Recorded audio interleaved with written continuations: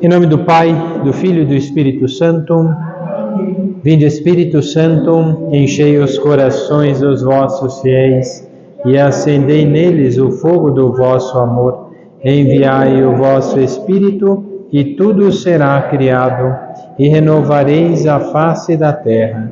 Oremos, ó Deus, que instruíste os corações dos vossos fiéis com a luz do Espírito Santo. Fazei que apreciemos retamente todas as coisas segundo o mesmo Espírito e gozemos sempre da sua consolação. Por Cristo, Senhor nosso. Nossa Senhora de Fátima. Bom, Padre Vinícius, na última aula, ele disse que começaria a partir do 1348, né? Então, vamos lá. Bom, a celebração da missa nós já conhecemos muito bem, como que ela funciona, e já sabemos, mas aqui vai dizer exatamente isso, sobre isso, né? Todos se reúnem em torno da mesa de sacrifício. Não é só mesa de comunhão, né? Como muitos afirmavam, né? Mesa só de comunhão. Não, não é. É a mesa do santo sacrifício. E de união com Deus, por isso comunhão. Então, esse sacrifício de Cristo, né, na Assembleia Eucarística, porque a Assembleia é a união de pessoas e a Eucaristia é a ação de graças, o próprio Cristo que se dá a nós. Então, a Eucaristia é a maior ação da graça divina no mundo. É o maior de todos os milagres. Curar leproso é fácil. Agora, estar presente no meio de nós, no pequeno pedaço de pão e na porção de vinho, e dar-se a nós, esse é um verdadeiro mistério. A gente vai falar ainda disso mais para frente. Então, todos têm a sua parte ativa na celebração da missa e todos participam. O padre, sendo ministro, tendo o trabalho, o sacrifício ministerial, em que ele empresta a voz e as mãos a Nosso Senhor para que ele se faça presente no altar. E o povo para receber Nosso Senhor, que afinal de contas ele quis se dar a alguém. A quem ele quer se dar? A todos aqueles que se sentiram chamados por Deus a se entregarem a Nosso Senhor. E essa entrega da nossa vida a Nosso Senhor, nós é que ganhamos. Na liturgia, logo quando começamos a missa, nos reunimos pela cruz de Cristo, em nome do Pai, do Filho e do Espírito Santo. O segundo momento é o reconhecimento, é a saudação. Nos reunimos ali com uma verdadeira alegria, numa reunião de fiéis, que são fiéis à vontade de Deus, fiéis ao amor de Deus, fiéis àquilo que Nosso Senhor nos pede. Por fim, reconhecemos as nossas faltas na missa. Por quê? Porque o que nos desune são as nossas faltas. O que nos desagrega do amor de Deus são as nossas negligências. Por isso a gente já começa a missa reconhecendo com humildade que pecamos muitas vezes por pensamentos, palavras, atos e omissões. Quando devia fazer e não fez, a omissão é bem pior. Quem peca por pensamento é uma coisa ruim, mas não disse para ninguém. Ninguém está vendo, mas Deus sabe que pensou errado. Por palavras, pronto, já começou a murmuração, falar da vida alheia. Depois, por atos, começou a fazer coisa contrária que não devia fazer. E por fim, omissões. O que devia fazer, não fez. Então, são essas, por isso a gente pede perdão por essas 4 coisas que podem acontecer. Podem ser pecados só de pensamento, mas de palavras que ofendem, magoam e ferem, e enganam e mentem, e às vezes até diminuem ao outro, né? Então, e depois por atos, né, e omissões. Então, depois desse momento, nós nos sentamos, colocamos todas as nossas intenções, que o padre faz o que chama oração de coleta. Por que é coleta? Porque reúne todas as nossas intenções da missa. É naquele momento que reúne todas as intenções, pelos vivos, pelos mortos, pelos doentes, por aqueles que fazem saúde. Aquela oração é a oração de reunir as nossas intenções para aquela Santa Missa. Então, naquele momento, oração de coleta. Depois as leituras. O que Deus nos fala? Pelos profetas, pelo Antigo Testamento, depois pelos Salmos, depois pelo Novo Testamento, as cartas de São Paulo, São Pedro, São João, São Tiago, Atos dos Apóstolos e assim por diante. Essas cartas, depois sim, o Evangelho.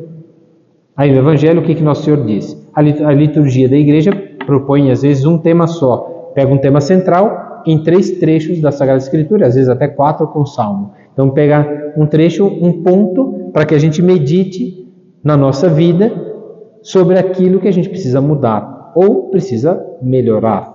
Às vezes é só mudar, às vezes não é só mudar, às vezes é só melhorar. Então, a liturgia da palavra são os escritos que vão nos recomendando, né? Eu recomendo, pois, antes de tudo, que os que façam pedidos e orações, súplicas e ações de graças, por todos os homens, pelos reis e por todos os que detêm autoridade, né? Na carta São Paulo a Timóteo, né? Reúnam-se ali as nossas orações. E depois, escutando a palavra de Deus, né? Nós nos colocamos na sua presença. Depois vem um segundo momento da missa. Esse é o primeiro momento, né? O início, como nós nos colocamos diante de Deus, depois a palavra de Deus na nossa vida e reflexão, depois vamos ofertar o fruto do trabalho e o fruto do nosso esforço, mas também dons de Deus, porque a gente planta uma semente e se não fosse a chuva e o sol, não dava as espigas, não dava as coisas e a gente não teria tanto. E se não fosse a terra, a água e o sol, não teria tanto. Então, quem criou tudo isso foi também que nos deu, junto com o nosso trabalho e o nosso esforço. Mas antes os homens tinham todas as frutas e as coisas todas e não tinha trabalho humano. Então o trabalho é uma participação nossa daquilo que oferecemos a Deus. Por isso o nosso sacrifício é cuidar da nossa família, trabalhar bem, porque o nosso trabalho é bom para nós, para o salário, mas é bom para a sociedade, bom para as pessoas. Então faz um bem às pessoas. A apresentação das ofertas, é verdade que nós ofertamos ali no altar pão e vinho, fruto da terra e do trabalho do homem. Olha, para ter pão, o que precisa fazer? Plantar, colher, triturar, amassar, virar farinha, misturar com água, pôr no forno, assar para depois comer. Dá muito trabalho. E a uva é pior ainda. Você tem que plantar, podar, né? Rezar para não dar geada, senão estraga toda a uva. Depois você tem que colher, amassar, fermentar, para depois ficar bom. Então, quer dizer, quanto trabalho dá para uma coisa parecer tão simples? É o vinho e é o pão. Parece uma coisa tão simples, mas dá muito trabalho. Então, o que ofertamos? Uma transformação do mundo, o sol, a chuva, a terra, o trabalho do homem, o tempo. Tudo isso, a massa também, para dar o pão tem que fermentar, então é o tempo também. Tem que saber dar tempo às coisas. Então, o que oferecemos? Muito sacrifício. Então, o ofertório é o sacrifício eucarístico. É chamado sacerdote em nome de Cristo no sacrifício eucarístico, ali 1350. E ali se tornarão o corpo e o sangue de Cristo. Esse é o próprio gesto que Cristo, na última ceia, tomando o pão e um cálice, né, estando esta oblação, né, só a igreja oferece, pura ao Criador, oferecendo-lhe com ação de graças o que provém de sua criação. Oferecemos a Deus o que pertence a Ele. O nosso trabalho, a nossa vida e as coisas que oferecemos. O que oferecemos para Deus? O que já pertence a Ele, é tudo dele. A questão é que nós nos demos conta que tudo pertence a Ele. Então, no ofertório, oferecemos tudo que Ele já nos deu, que era dele, e que recebendo com alegria, devolvemos a Ele. Aí, essa devolução, Deus ainda transforma. Vai transformar no seu corpo e sangue. E aqui a gente vai continuar, depois a gente vai chegar nessa parte da transubstanciação. Então, desde o início, os cristãos levam pão e vinho. É verdade que no início, quer dizer, por que Jesus colocou pão? Porque pão era uma coisa muito fácil e comum da época. E o vinho era uma coisa muito comum e fácil da época para os judeus. Mas depois para o mundo inteiro, não é que é fácil, nem todo lugar dá vinho, nem todo lugar é fácil plantar o trigo. Mas hoje em dia, com a possibilidade até de transporte, é fácil, todo lugar tem nesse mundo. E é fácil chegar? Sim, é mais fácil. Mas Jesus escolheu esses dois exatamente para significar o pão, que era também menção do pão descido do céu, aquela pequena semente que manteve o povo de Israel por 40 anos no deserto, sem passar fome e necessidade, mas tendo aquilo que era necessário para chegar até a terra prometida. A Eucaristia é o alimento e o remédio até chegarmos à terra prometida. É o mesmo alimento. Não é o do Antigo Testamento, mas é o alimento descido do céu. Já não é o maná que cai, uma sementinha, mas é o próprio Cristo que se dá a nós. Então, Cristo quis que fosse também aquilo que foi a prefiguração lá no Antigo Testamento. Continuou dando pão. E o vinho também era para festejar as grandes festas, festejavam-se com vinho. E o vinho também é usado. Então, o que Nosso Senhor quis é que, naquele momento, tudo se inspira, né, aquilo que ofertamos, o pão e o vinho, inspira-se no exemplo de Cristo, que se fez pobre para nos enriquecer. Então, Ele deu tudo, deu a sua vida por nós. Então, também o que nós oferecemos? Fruto da terra, do trabalho do homem, que agora oferecemos, e para nós vai tornar pão da vida, que vai se tornar, né, vinho para a vida eterna, né? Então, o que acontece é que, passado aquilo que ofertamos, vem o momento principal da missa. O momento principal é quando Nosso Senhor se dá, que é o momento que se chamava anáfora, que são as orações todas, que começam desde o prefácio até aquela parte, por Cristo, com Cristo e em Cristo. Né? Aliás, mais, até a parte, eis o mistério da fé. Anunciamos, Senhor, a vossa morte e proclamamos a vossa ressurreição. Vinde, Senhor Jesus. Toda essa parte é a oração eucarística. E as orações, né, na sequência dela. A primeira parte se chama Epíclese, 1353. Na Epíclese, ela pede ao Pai que envie o seu Espírito Santo, ou o poder da sua bênção. E sobre o pão e o vinho se dará essa bênção. Tanto é que o padre traça o sinal da bênção. Qual é o sinal da bênção? A cruz. A cruz foi a maior bênção na vida dos homens. Por esse sinal venceremos. Qual é o sinal? Da cruz de Cristo. É um amor mais forte do que a morte. Na cruz vencemos tudo. Então, esse é o sinal da bênção. Para que se tornem, por seu poder, o corpo e o sangue de Jesus Cristo. E para que aqueles que o tomam parte na Eucaristia sejam um só corpo e um só espírito, que é o que diz na própria liturgia, para que nos tornem um só corpo e um só espírito. Então, naquele momento é dado a bênção. Pensam que a bênção transforma. E o que ela transforma? As palavras de Nosso Senhor transformaram um leproso em limpo, um cego que agora vê, um aleijado que agora anda, um morto que ressuscitou. As palavras de Nosso Senhor são como uma bênção. E essa bênção é o que nós pedimos a Deus. A bênção que é dada, pedimos ao Pai que envie o seu Espírito. E o seu Espírito nos dá quem? Jesus. Eis que vos enviarei depois da minha morte, depois da ressurreição, enviarei um Paráclito, aquele que vos fará recordar tudo aquilo que eu disse. Pois o que disse é para a nossa salvação. E as palavras de Nosso Senhor são a bênção que transformam a nossa vida. Então essa bênção se dá. A epíclese é a bênção que o Padre dá. Ali, que é o próprio Cristo, o Padre faz o gesto, mas quem abençoa é o Pai, pela ação do Espírito Santo, que nos dá o Filho. Ali a Trindade está presente. No relato da instituição, que acontece, 335, a parte, o segundo parágrafo ali, no relato da instituição, a força das palavras e da ação de Cristo e o poder do Espírito Santo tornam sacramentalmente presentes sobre as espécies do pão e do vinho o corpo e o sangue de Jesus. Seu sacrifício oferecido na cruz uma vez por todas, porque ele vai dizer, isso é o meu corpo, isso é o meu sangue. Tomai e comei. Quem dele comer, terá vida em mim. Quem dele não comer, não terá vida em mim. Por que Jesus quis dizer isso? Porque para atravessarmos o deserto dessa vida presente, precisamos estar com Ele. Ele é esse alimento e Ele é esse remédio. Remédio contra o quê? Contra o pecado, contra o mal. Então é isso que nós pedimos a Nosso Senhor. Na instituição, faz memória da última ceia,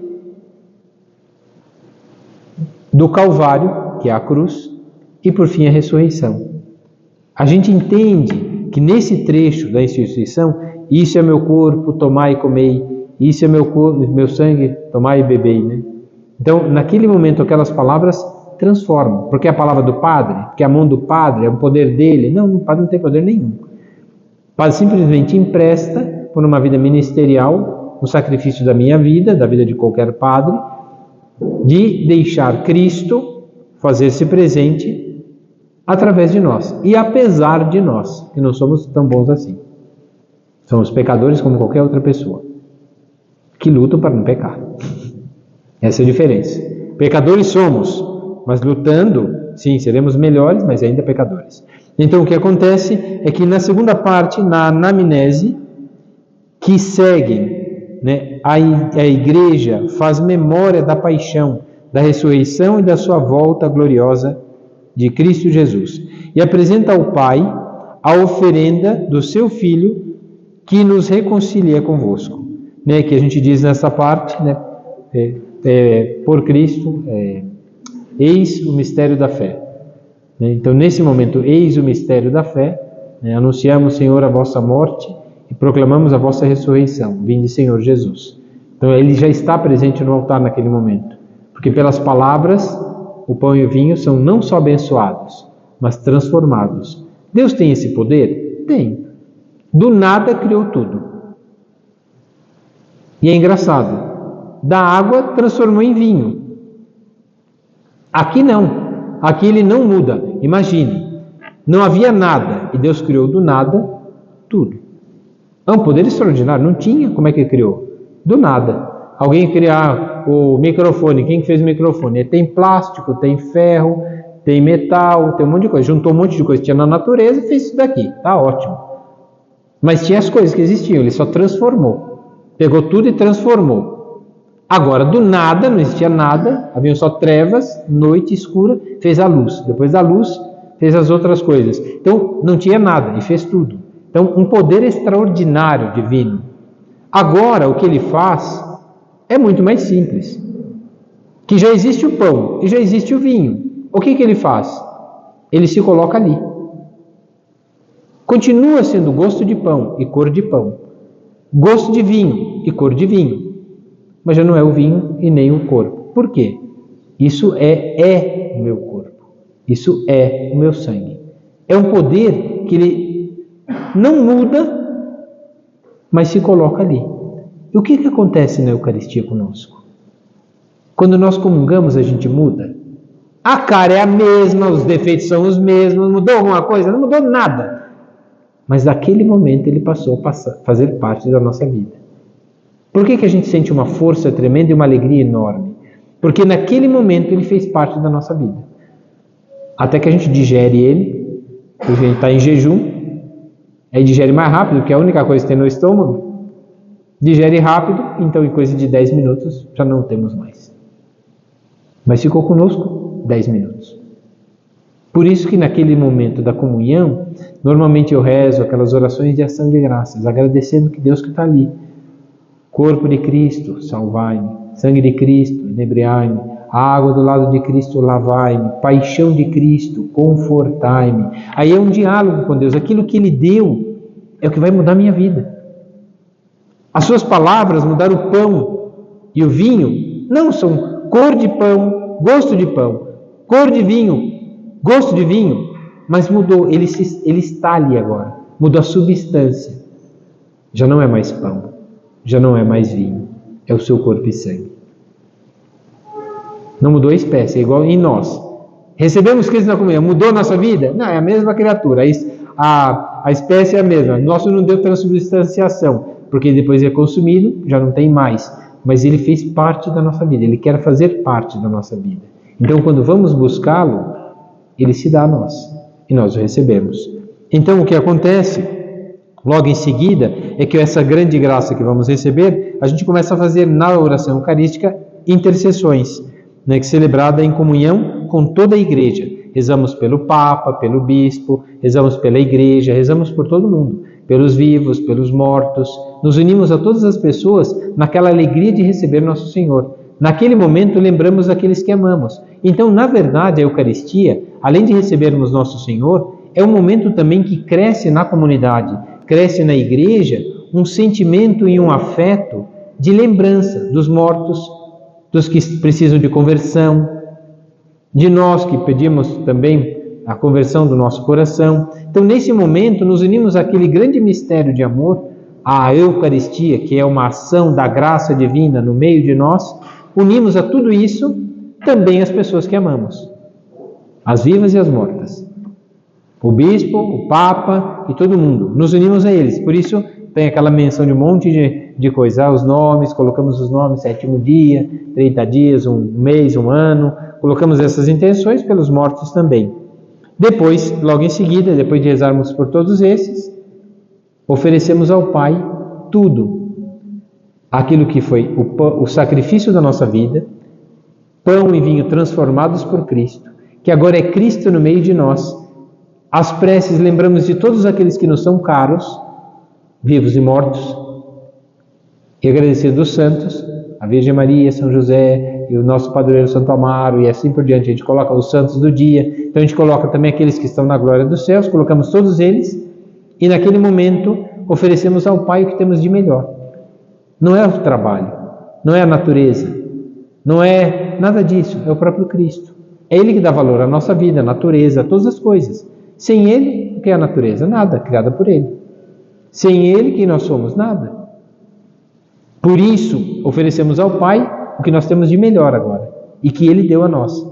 Por isso o Padre eleva o cálice e a hóstia e fala: por Cristo, com Cristo e em Cristo. A vós, Deus Pai Todo-Poderoso, toda a honra e toda a glória. Como a gente pode honrar e glorificar a Deus?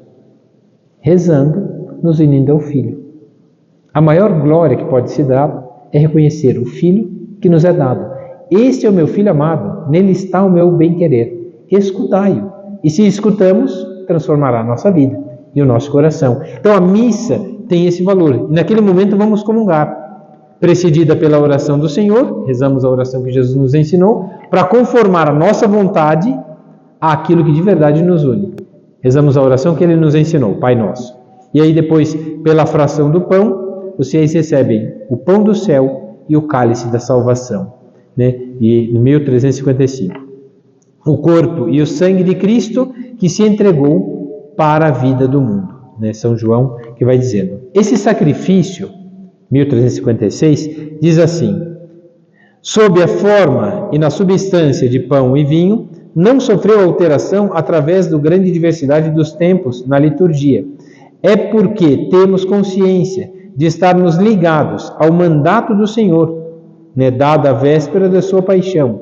Fazei isto em memória de mim. O que acontece na Eucaristia, nesse sacrifício sacramental, são 3 coisas. 1358. O que é a Eucaristia? A ação da graça divina na nossa vida. 1358. Como ação de graças e louvor ao Pai. Na missa, nós agradecemos ao Pai por nos ter dado o Filho, e a ação do Espírito Santo que nos santifica. Como memória do sacrifício de Cristo e do seu corpo. Por isso a cruz, na igreja, nos faz lembrar de um sacrifício de amor. E por fim, a Eucaristia, como presença de Cristo, pelo poder da sua palavra e do seu Espírito, presente nos sacrários. Por que fica aquela luzinha vermelha, os 2 anjos segurando na catedral, com aquela luz vermelha? Exatamente para mostrar que aquela luz mostra um pequeno sinal da verdadeira luz que nos veio visitar. Uma verdadeira luz que é uma luz que ilumina o mundo, Cristo. Então é só um significado, Mas é para mostrar exatamente a presença real de Cristo. Por isso tem aquela luz, para mostrar a presença real de Cristo. Você vai numa igreja que não tem aquela luz, por exemplo, quem já foi na Santa Casa, tem o sacrário, mas as luzes não estão acesas. Por quê? Porque não tem o Santíssimo lá. Mas na catedral tem, nas igrejas onde a gente vê uma luz perto do sacrário, ali está a presença real de Nosso Senhor. A luz mostra que Ele está aqui. Não é que quando a gente vai no cemitério e põe as velas do lado do morto, está velando. Ali, uma alma que buscou a Deus, então tinha luz, agora já não tem mais luz. Precisa de uma outra luz externa. Já diferente da luz do sacrário. Tem uma luz ali, mas Jesus é a luz. Então aquela luz é só para mostrar a luz que nós também não vemos. No morto, a gente não vê a luz que já invadiu o seu coração e a sua alma, porque está morto, não tem mais luz. Então põe uma luz fora para mostrar que naquele corpo, naquela alma, existia uma luz.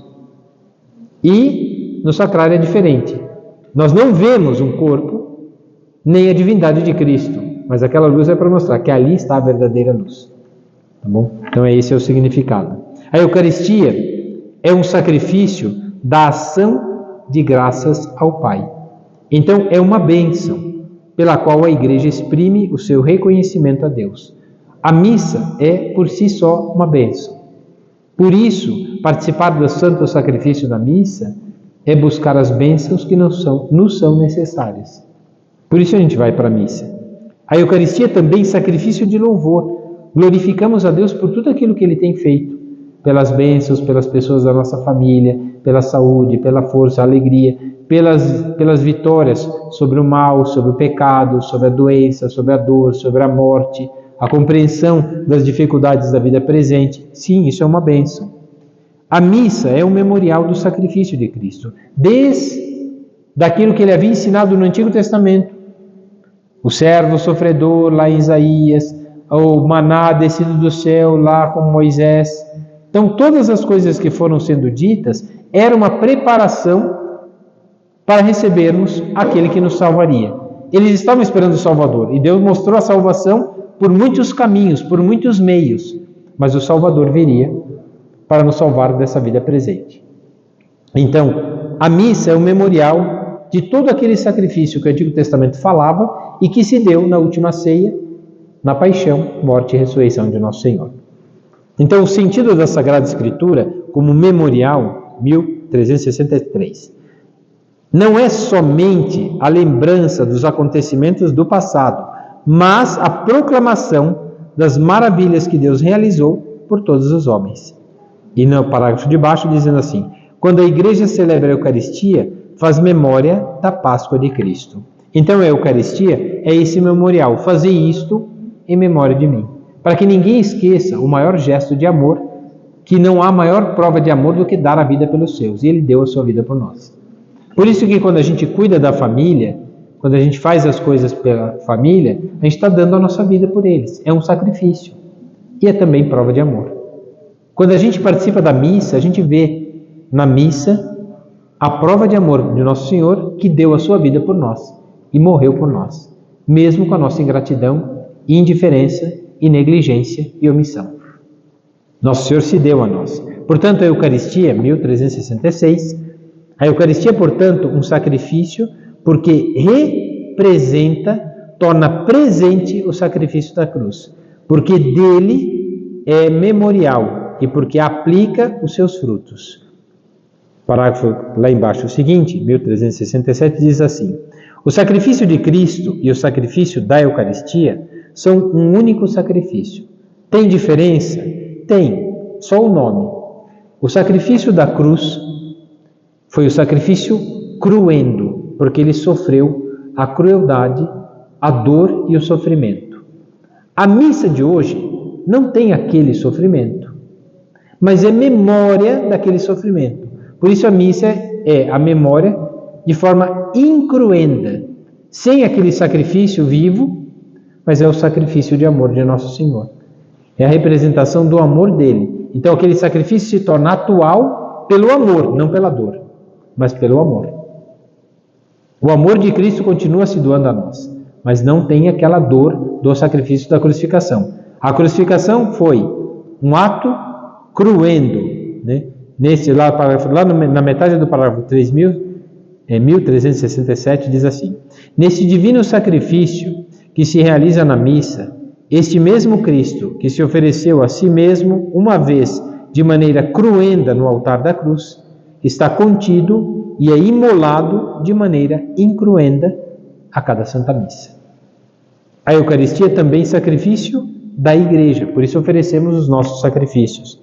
E lá embaixo, no parágrafo seguinte, eu vou ter que ler ele inteiro. 1369. A Igreja inteira está unida à oferta e à intercessão de Cristo. Encarregado do ministério de Pedro na Igreja, o Papa está associado a cada celebração eucarística, por isso a gente diz o nome do Papa em toda a missa, né? Em que ele é mencionado como um sinal e servidor da unidade e da Igreja Universal. Então o Papa é o sinal de vínculo de unidade entre nós. Por isso a gente diz o nome do Papa. A gente diz o nome de morto e o nome de vivo na missa. Então o Papa é um dos vivos. Aí quando ele fica morto, a gente não diz mais o nome dele. Aí pode ser rezar pela alma dele. Mas quando é vivo, como Papa, ele é sinal, vínculo de unidade. E o bispo, no lugar, que é o bispo da diocese, é sempre responsável pela Eucaristia, mesmo que presidida por um presbítero, por um padre. Seu nome é nela pronunciado para significar que é ele quem preside a igreja na diocese. Então, por isso, pelo Santo Padre, o Papa Leão, pelo nosso bispo José, aí pode falar também do auxiliar Marcelo, então, pelo nosso bispo. Então, o nosso vínculo ali é um vínculo, né, muito estreito com o Papa, que é um vínculo de unidade, né, e do bispo que preside a igreja de Santo Amaro. É ele que preside. Tanto é que o padre que está numa paróquia, quem que colocou ele na paróquia? O padre, o bispo, aliás. Né? O bispo que colocou ele na paróquia. É verdade que quem me colocou aqui foi Dom Fernando, hein? Então, desde aquela época, né? Ele ainda não me tirou, né? Ainda. Vai chegar um momento que vai ter que tirar, né? Mas até lá, ainda não. Então, mas o que acontece é que, enquanto o bispo confia aquele trabalho, que precisa da gente ali. Se precisar em outro lugar, vai precisar em outro lugar. Vai sempre precisar dos padres. Mas ele é o que preside a igreja. Então, nele está também a nossa obediência e a confiança em Deus. É igual filho com pai e mãe, tem que obedecer. Nos filhos tem a confiança nos pais, porque cuidaram, então tem a confiança. Por isso, honrar pai e mãe significa o quê? Quem preside o lar é o pai e a mãe. Então, neles está um vínculo de unidade no lar, né? E o bispo é da diocese. 1370 diz assim: a oferenda de Cristo unem-se não somente os membros que estão ainda na terra, mas também os que já estão na glória do céu e em comunhão com a Santíssima Virgem Maria e fazendo memória dela, assim como de todos os santos e santas que nós podemos mencionar no dia, e o nosso padroeiro, que a igreja oferece o sacrifício eucarístico. E nela também são oferecidos pelos fiéis defuntos, que não estão ainda no céu. Os que estão no céu, estão no céu. Os que não estão no céu são só defuntos. Não estão aqui com a gente, nem estão no céu. Onde que está? Purgatório. E os que estão no inferno, não tem como rezar por eles. Já estão lá, não tem como escapar. Já estão lá de castigo para sempre. Não se comportaram bem, então estão lá de castigo para sempre. Na verdade, não é castigo. Quem procura, acha. Eles procuraram o quê? Estão lá. Onde procuraram ficar, é lá que vão ficar. Se a gente procurar ficar no céu, nossa vida vai melhorar. Se a gente procurar ser negligente, vai para o purgatório. Se a gente for muito ruim, vai para o inferno. O que está procurando fazer, né? Então é isso. O que a gente procurar é o que vai achar. Tá bom? E aí depois, parágrafo 1373, a gente vai dar um pulo aqui, lá para frente.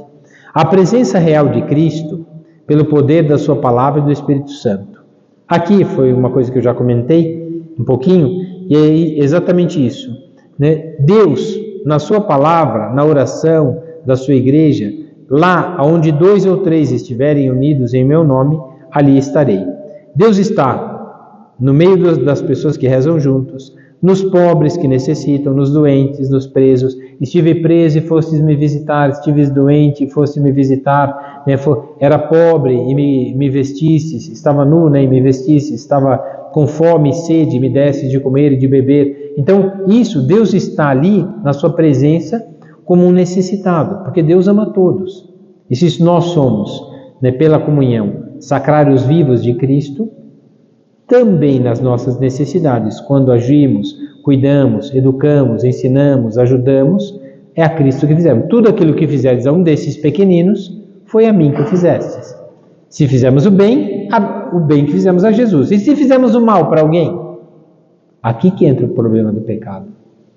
O pecado é que quando a gente trata mal uma pessoa, a gente desprezou a presença do amor de Deus naquele coração.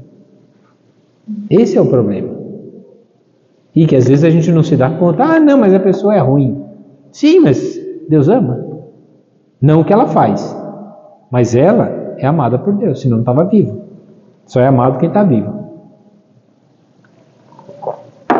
Até o diabo, que foi criado, foi amado por Deus. Mas ele correspondeu ao amor de Deus? Quis ficar do lado de Deus? Quis obedecer à vontade de Deus? Não. Por isso que se afasta. Então, Deus ama todos, mas não é conivente com o pecado. Pode habitar no coração do nosso Deus o pecado, o ódio, o rancor e habitar lá? Lá não, lá não tem lugar. Lá vai ser queimado tudo. O inferno é um fogo que queima para sempre, purgatório é um fogo que purifica, e o céu é um fogo que abrasa no amor divino. Tudo é fogo. Só que um é abrasador, o outro é purificador, o outro é condenador. Então é essa a diferença, né? Afinal de contas é uma verdadeira luz, né? Então, o que acontece é a presença real de Cristo. Mas o modo da presença de Cristo sobre as espécies eucarísticas é único.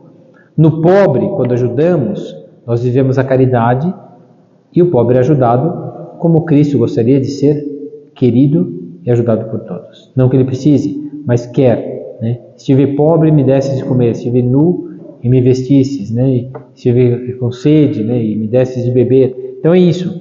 Ele passou pelas necessidades, como viveu nesse mundo, nós também passamos. E quando fazemos isso por amor a Cristo, foi a Ele que o fizemos. Por isso que tudo por amor a Ele, foi a Ele que fizemos. Ainda que sejam as pessoas. Mas agora um modo, essa é uma presença, né, não real, né, mas é uma presença da criação de Deus. Deus criou todas as coisas e viu que era bom. O mau uso delas é desprezar Deus. Por isso que falava no papado anterior, falava, né, da natureza. Então, quer dizer, desprezar a natureza é desprezar um dom que Deus te deu. Então, não que a gente vai desprezar. Mas ficar sem comer um boizinho, sem comer uma alface, sem comer uma covinha, acabar com a vida dessas coisas e comer, também é desprezar Deus, que Deus deu tudo isso para a gente comer. Então, também é desprezar Deus, né? Então, são coisas boas. É verdade que uma coisa é a natureza, outra coisa é a necessidade. Deus ama mais as plantinhas ou o ser humano? Ele morreu pelas plantinhas ou pelo ser humano? A plantinha nasce. Se o homem não plantar, ela vai nascer de qualquer jeito. Vai ter sol, terra e chuva. Então é isso. A questão é, a diferença é que o ser humano tem a primazia. Deus morreu por nós, não pela terra. Então Deus morreu por nós. Até porque nós temos alma. Fomos criados à imagem e semelhança. O mato, a árvore, a paineira, o cedro do Líbano, essas coisas não foram criadas à imagem e semelhança de Deus. Então não é o principal. Mas faz parte da nossa vida e Deus criou para o nosso bem. Agora, se a gente usa mal, Deus deu a árvore para criar navio, para atacar o outro com guerra? Não. Para fazer arco e flecha e matar o inimigo? Não. Agora para caçar, né, um animal e comer, aí é uma coisa boa. Então depende de como usa. Então é a questão da natureza, bem usada é para o bem. Mal usada leva à destruição. Então, o que Nosso Senhor, a presença real dele, né, real e substancialmente presente, verdadeiramente presente na Eucaristia. Então, o que acontece lá no parágrafo 1374, eu só vou ler a primeira linha, depois lá da metade para baixo. Então, o modo da presença de Cristo sobre as espécies eucarísticas é único. No Santíssimo Sacramento da Eucaristia estão contidos verdadeiramente, realmente e substancialmente o corpo e o sangue, juntamente com a alma e a divindade de Nosso Senhor Jesus Cristo e, por conseguinte, o Cristo total, o Cristo todo. Esta presença chama-se real, não por exclusão, como se as outras não fossem reais. Sim, mas essa é real. Por quê? Porque, na verdade, a Eucaristia, né, é o Cristo. Aqui está dizendo uma palavra, antonomasia. Aqui vamos explicar aqui. O que é um sinônimo? Sinônimo é uma palavra que tem o mesmo significado. Outra palavra, mas é o mesmo significado. O antônimo é diferente. Né? Fogo, água. Frio, calor. Esse é o antônimo, é o contrário. E o que é uma antonomasia? Parece que é o antônimo, parece que é o contrário. Não é. Mas o que é uma antonomasia? É uma palavra grega. Essa palavra grega é para dizer que são duas coisas que parecem diferentes, mas são a mesma. Um é o Cristo, o outro é o pão e o vinho. O pão e o vinho não é o Cristo, mas as suas palavras o transformaram. Então é Ele. Não é um sinônimo. Pão e vinho não é Jesus. E Jesus não é pão e vinho. Mas as suas palavras não são também contrário ao Nosso Senhor. Pão não é Cristo, Cristo não é pão. Mas Cristo é Deus e verdadeiro homem. Não é pão nem vinho. Mas por que então é pão e vinho? Por antonomasia, as suas palavras transformam o pão e o vinho no seu corpo. Ele quis se dar. Eis que estarei convosco todos os dias. A gente vê Ele ressuscitado na nossa frente todo dia. Como é a forma que a gente o vê? na Eucaristia. Isso é meu corpo, tomai e comei. Quem come deste pão e bebe deste vinho tem a vida em mim. E eu o ressuscitarei no último dia. Então, estar com Cristo, por antonomasia, a Eucaristia é igual a Cristo. É a ação de Cristo no meio dos homens. Por isso o pão e o vinho, fruto da terra, do trabalho do homem, fruto de todas as coisas, ele se dá ali. Então, quando o homem faz as coisas, é agradecido pela natureza, o sol, a chuva, a terra, e o homem faz bem as coisas, oferece a Deus o que ele já nos deu, oferecemos a ele o que já recebemos dele, a nossa vida e o nosso sacrifício, tudo isso que oferecemos é pão e vinho. E ele transforma no seu corpo e sangue, devolve melhor. Por isso a Deus damos o nosso tempo, da vida presente, e vamos receber uma vida eterna, um tempo eterno. Damos pouco e recebemos muito. Damos muito sacrifício, recebemos o sacrificado, que se sacrificou e deu a vida por nós. Então esse é o valor da Santa Missa. Então, parágrafo seguinte, é pela conversão do pão e do vinho, no corpo e sangue de Cristo, que este se torna um presente em tal sacramento. Então o que acontece é exatamente isso. Parágrafo lá embaixo, nas linhas pequenas. Não é o homem que faz com que as coisas oferecidas se tornem corpo e sangue de Cristo, mas é o próprio Cristo que foi crucificado por nós. O sacerdote, figura de Cristo, pronuncia essas palavras, mas a sua eficácia e a graça são de Deus. Isto é o meu corpo, diz o Padre, mas foi Cristo que disse. Diz ele, isso é meu corpo. Essas palavras transformam as coisas oferecidas. Essas mesmas palavras criaram o mundo. Essas mesmas palavras, porque é o verbo é uma ação. O que é o verbo? O verbo é uma ação. É lógico que tem o verbo ativo, que é a maioria deles, e o verbo passivo, né? Então, mas a maioria dos verbos é verbo ativo. Então, o que é o verbo? O verbo é uma ação. É a ação, o verbo divino é a ação divina no meio dos homens. Então, as palavras de Nosso Senhor são uma ação divina na nossa vida. Elas criaram o mundo e transformam o corpo, o pão e o vinho no seu corpo e sangue. Essas palavras transformam as coisas oferecidas. A prova disso é que as palavras de Nosso Senhor transformaram água em vinho.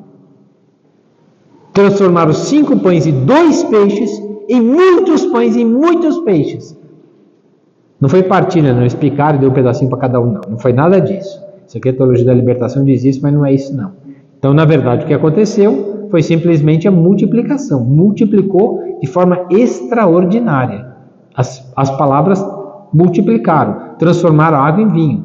Transformou um aleijado em um homem capaz de fazer. Um leproso pronto para morrer em um homem são e curado. Um morto vivo. Não só um, né? 3. Lázaro, uma menina e o filho da viúva. Ressuscitou 3 pessoas. Então, palavras que transformam, criam, como não poderiam mudar a substância do pão e vinho no seu corpo e sangue.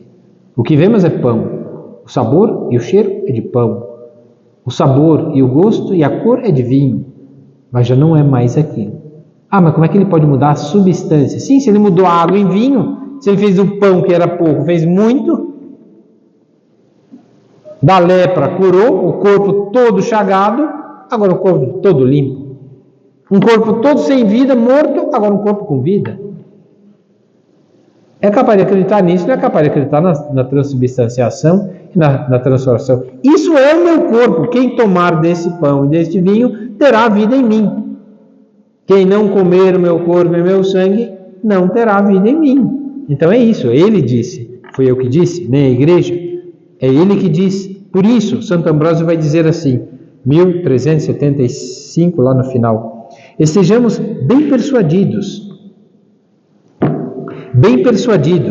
né, de que isto não é o que a natureza formou, mas o que a bênção consagrou. Ou seja, a bênção transforma. E o que a gente vai buscar na missa? Não é a bênção, para transformar a nossa vida. E que a força da bênção supera a da natureza. Pois pela bênção a própria natureza é mudada.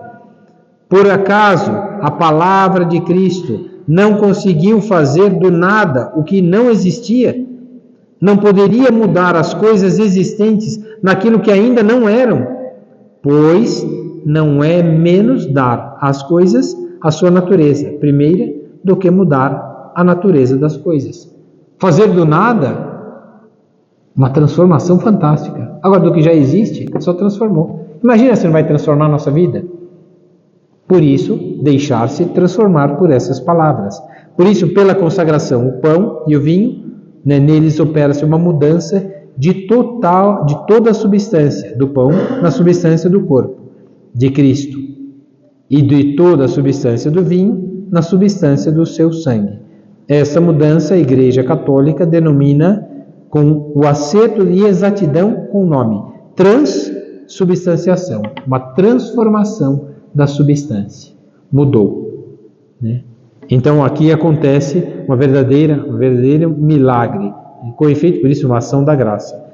Lá no parágrafo 1380, no fim dele. Com efeito, na sua presença eucarística, ele permanece misteriosamente no meio de nós, como aquele que nos amou e que se entregou por nós. E o faz sob os sinais que exprimem e comunicam este amor. Vou ler essas linhas pequenas, que é exatamente um texto de São João Paulo II. A Igreja e o mundo precisam muito do culto eucarístico. Jesus nos espera neste sacramento de amor. Não regateemos o tempo para ir encontrá-lo na adoração, na contemplação cheia de fé e aberta a reparar as faltas graves e os delitos do mundo, que a nossa adoração nunca cesse. Ou seja, que o nosso tempo na missa seja seja verdadeiro agradecimento, ação de graças e de reparação de tantas ofensas. Mudando lá para frente, vai falar, tomai e comei, dele todos vós. Essa é a comunhão, isso é o desejo de Deus, para que não caiamos na condenação. O que nos leva à comunhão, a estar em comum acordo com essas palavras, são a nossa busca por Deus. Então a Eucaristia, o fruto dessa comunhão, vai mudando a nossa vida. A comunhão aumenta a nossa união com Cristo. A cada Santa Missa, nos unimos mais a Ele. A cada Santa Missa, desejamos estar com Ele. A cada Santa Missa, Ele vai transformando a nossa vida. Por isso, a comunhão, lá na frente, 1393, a comunhão separa-nos do pecado. O corpo de Cristo que recebemos na comunhão é entregue por nós, e o sangue que bebemos é derramado por muitos para a remissão dos pecados. É por isso que a Eucaristia não pode unir-nos a Cristo sem purificar-nos ao mesmo tempo dos pecados cometidos e sem preservar-nos dos pecados futuros. Então, o que a Eucaristia faz? Redime dos pecados presentes, se são confessados, e se são só os pecados veniais, são reparados os pecados cometidos. E ao mesmo tempo preserva-nos dos pecados futuros. É a preparação, porque ouvir a sua palavra, estar com Ele, é estar atento. Orai, na missa o que fazemos? Oramos. Orai e vigiai, porque a missa também é vigília. Não só de estar com Ele na sua paixão, morte e ressurreição, mas é a vigilância sobre a nossa vida, para que não caiamos no pecado. Por isso a busca pela missa é, por excelência, estar sob o manto protetor da Virgem Maria e, ao mesmo tempo, sob o olhar de Deus. A Eucaristia é o próprio Cristo. Parágrafo 1394 diz assim: como alimento corporal serve para restaurar as perdas das forças, a Eucaristia fortalece a caridade que na vida diária tende a arrefecer. E esta caridade vivificada apaga os pecados veniais. Ou seja, por que a gente vai para a missa? Para apagar os pecados veniais, para alimentar o fogo abrasador da nossa alma de amar Deus e de viver a caridade. Sem ouvir Deus, sem ouvir a sua palavra, sem estar com Ele, vamos ficando frios. Minha fé acabou. Por que acabou? Não estava rezando? e não estava mais indo na missa. Ah, não tenho mais fé. Claro que a fé não é sua, a fé foi dada por Deus. Você não está mais buscando Deus, então como é que você não tem mais fé? Por que não tem mais fé? Porque não busca Ele. Sem mim, nada podeis fazer. Tá? Ele disse. Agora a missa é Ele. Não estar na missa é não estar com Ele. Sem mim, nada podeis fazer. Estando comigo, tudo posso naquele que me fortalece. Aonde que a gente é fortalecido? No sacrifício da missa. Então, não estar com Ele, né, é ficar mais fraco. Lá embaixo, nessas linhas de baixo, diz assim: Cristo morreu por nós, por amor. Na segunda linha, pedimos que o amor nos seja concedido pela vinda do Espírito Santo. Pedimos humildemente que, em virtude desse amor, pelo qual Cristo quis morrer por nós, nós também recebemos a graça do Espírito Santo e possamos considerar o mundo como crucificado para nós, como diz São Paulo, e sejamos nós mesmos crucificados para o mundo. Termina tão bonito assim, né? Tendo recebido o dom de amor, morramos para o pecado e vivamos para Deus. É isso que a Eucaristia faz: morrer para o pecado e nascer para Deus. Morrer para o falso amor e nascer para o verdadeiro amor. Por isso a missa não é só a caridade de Cristo que se dá. É a nossa caridade para com Cristo e a ação de graças, agradecendo ao amor que veio nos visitar. É a unidade do corpo místico da Igreja. Todos nos reunimos em Cristo. Ele é o vínculo de amor. Se nós não estivermos vinculados a Ele, estamos divididos. E é isso que acontece às vezes dentro da Igreja. Há uma divisão, porque um busca ser de Apolo, outro de Paulo, outro de não sei quem. E na verdade não é de ninguém. Um é da missa tridentina, outro é da missa não sei o que, outro da missa africana, outro é da missa do rito Zulu, outro é da missa... Quer dizer, fica procurando coisas, quando Cristo é o vínculo de unidade. Cristo é o vínculo da unidade. Aí sim, cada um vai cantar. Um canta música gregoriana, outro canta música de louvor, mas o Cristo é o vínculo de todo mundo? Sim, para uns ajuda, né, isso, para outros ajuda aquilo. Mas Cristo é o vínculo. Então, nele está a unidade da igreja. Por isso é o meu corpo. Naquele sacrifício dele está a nossa vida e a nossa alegria. Lá, parágrafo 1398, lá para frente. A Eucaristia e a unidade dos cristãos. Né? Diante da grandeza desse mistério, Santo Agostinho exclama: ó sacramento de piedade. Ou seja, nos ajuda a rezar. Ó sacramento da unidade, nos ajuda a suportar o defeito dos outros. Ó vínculo de caridade, nos ajuda a ajudar quem é ingrato. É isso que faz a Eucaristia. Piedade, rezar quando não tem vontade. Unidade com quem não quer nem saber da gente.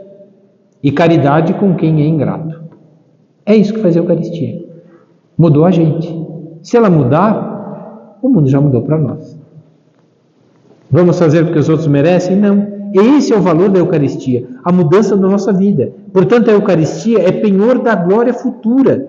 É penhor da glória futura. E é isso que nós pedimos a Nosso Senhor, nesse penhor da glória futura, parágrafo 1405. Eu pulei muitos parágrafos porque vai dizer muita coisa. Fala de reforma, fala de outras coisas que são bons, isso a gente pode fazer em outros momentos. Mas aqui eu queria citar que a gente vai falar lá na frente de algumas coisas daqui.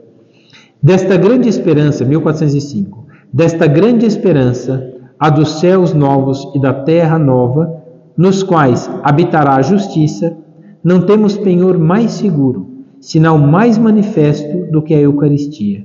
Com efeito, toda vez que é celebrado o mistério, opera-se a obra da nossa redenção. E nós partimos do mesmo pão, que é remédio de imortalidade, antídoto não para a morte, mas para a vida eterna em Jesus Cristo.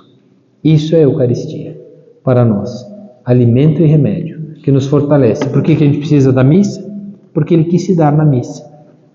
Sem mim, nada podeis fazer. Como podemos receber Jesus Cristo? Na missa. Não tem outro jeito melhor. E a confissão nos prepara para a missa. E o batismo nos leva para a missa. E a crisma nos leva a compreender a missa. E o matrimônio nos leva a viver a unidade dentro da missa.